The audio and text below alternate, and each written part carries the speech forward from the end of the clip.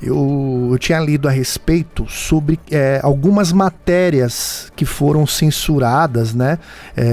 Não, com certeza de muitos jornalistas, mas essas matérias que foram censuradas, eu queria saber se alguma delas foi relacionadas, né, com o chupa-chupa, com as luzes, né? E também queria saber se você pode abrir aqui o que tinha no conteúdo dessas matérias que foram censuradas pelos militares. Bom, na verdade, o grande foco da Operação Prato era ter acesso às fotografias feitas pelo fotógrafo José Ribamar dos Prazeres. No livro tem um capítulo grande sobre isso. Foi meu grande amigo, grande repórter fotográfico. Fizemos muitas reportagens juntas, não só sobre a Operação Prato, mas sobre outros assuntos do jornalismo. Cobrimos conflito de terra. Esse rapaz, o Riba, ele ganhou um prêmio nacional. Vocês lembram do famoso prêmio ESSO de jornalismo brasileiro? Ele ganhou um prêmio nacional de fotografia. Foi a primeira vez que um repórter fotográfico do norte do Brasil ganhou o maior prêmio nacional de fotografia do jornalismo, competindo contra a gente do Estadão de São Paulo, Folha de São Paulo, Globo. Na época, o Jornal do Brasil era um dos grandes jornais também, tinha correspondente aqui em Belém, como tinha o Estadão, como tinha a Folha. Eu só fui assumir a correspondência do Estadão em 1996, com o caso do massacre de Eldorado de Carajás. Foi aí que eu comecei, eu trabalhava no Jornal Liberal e passei a ficar conhecido o meu trabalho, porque eu passei a escrever também e assinar matérias no Estadão, contando todo aquele episódio da morte daqueles 19 sem terra em Eldorado de Carajás. E a partir daí eu não parei mais de escrever no Estadão. Só fui parar em 2017 e 2018, agora recentemente.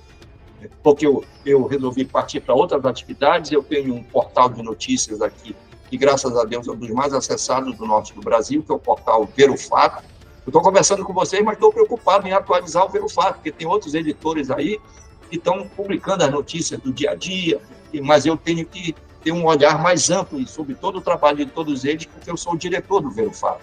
Então, vejam só, naquela época havia uma perseguição, sim, aos jornalistas. Nós não podíamos abordar, Riba e Fernando, nós não podíamos abordar determinados fatos.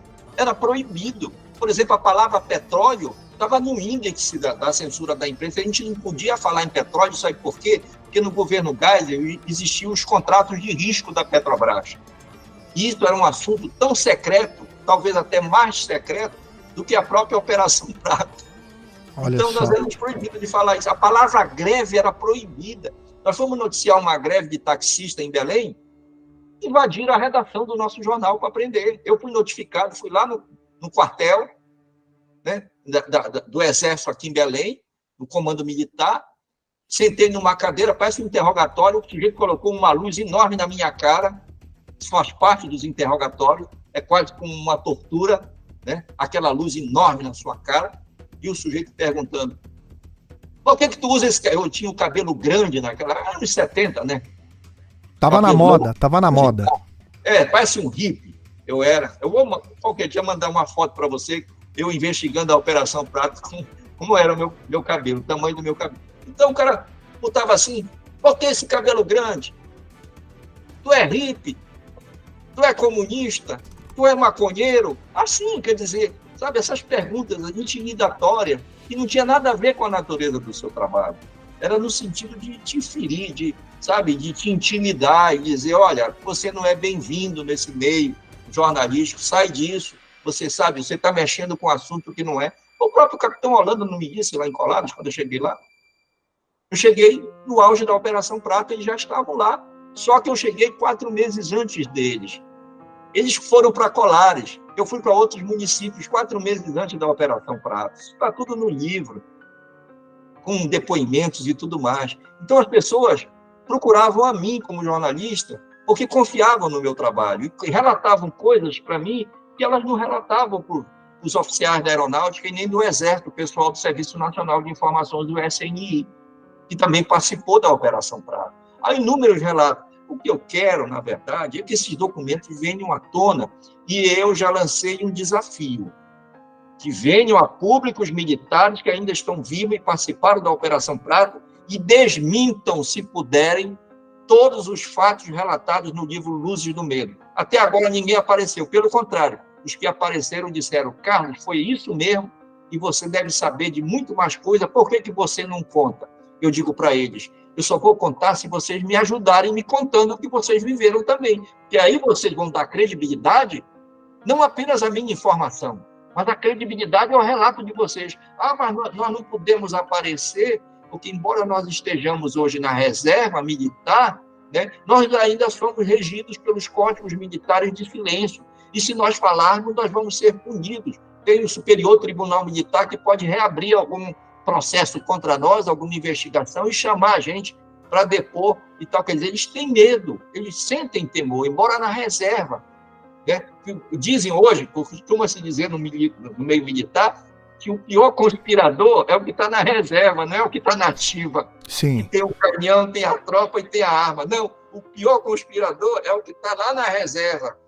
E você está vendo o que está acontecendo hoje no Brasil com militares da reserva que no governo Bolsonaro, né, resolveram defender golpe militar. Estão sendo todos processados. E aconteceu aquela manifestação da invasão do Palácio do Planalto, que até hoje, dos três poderes do STF, que até hoje não foi esclarecida. Tem uma CPI aí, que é uma CPI de circo, uma CPI circense, que não esclareceu e nem vai esclarecer nada, né, sobre o que de fato aconteceu e depois redundou em tudo isso. Eu creio que todos vão ser condenados. Mas voltando à questão em si, então, para você ver que pouca coisa mudou em relação a isso, o tratamento que os militares dão a esse tipo de assunto, né? Então, graças ao trabalho dos ufólogos brasileiros, da UGVAE, lá atrás, com a pesquisa UFO Liberdade de Informação já, que agora está sendo revigorada pelos amigos da Comissão Brasileira de Ufólogos, que estão fazendo um trabalho excepcional.